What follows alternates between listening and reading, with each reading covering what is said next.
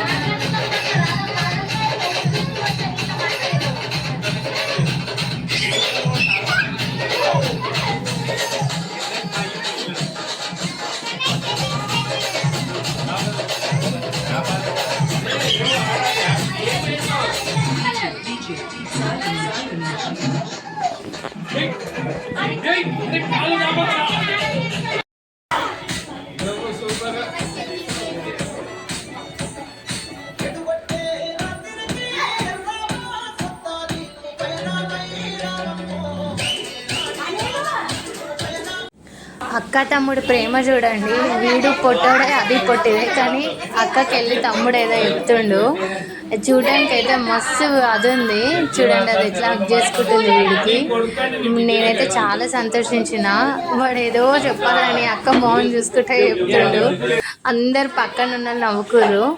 ఇంకా వేడి వేడి చికెన్ అయితే రెడీ అయిపోయింది అబ్బా, ఇంకా ఎప్పుడెప్పుడు తినాలా అని ఉంది. ఇంకా బగారా రైసు, మెయిన్ కర్రీ, పాయసం ఇవైతే రెడీ అయిపోయినాయి.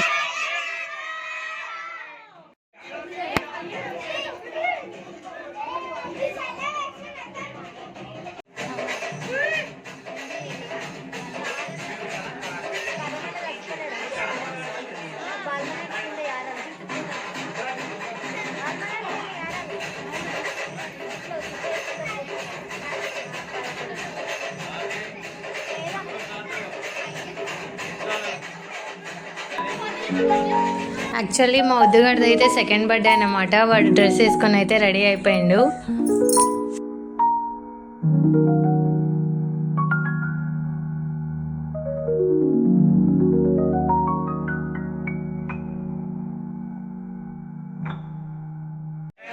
కేక్ పెట్టినామో లేదో, కట్టేందుకు దండగా చేతనే కట్ చేసి ఇస్తా అన్నట్టు మొత్తం కట్ చేసి అయితే పడిస్తుండు. ఇంకా పాపం మా అన్నయ్య టిష్యూ తోటి దాంతో అన్నట్టు జోడిస్తుండు.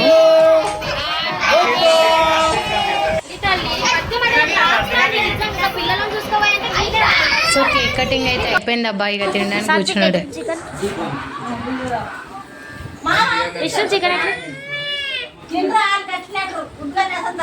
నేను తీయలేదు.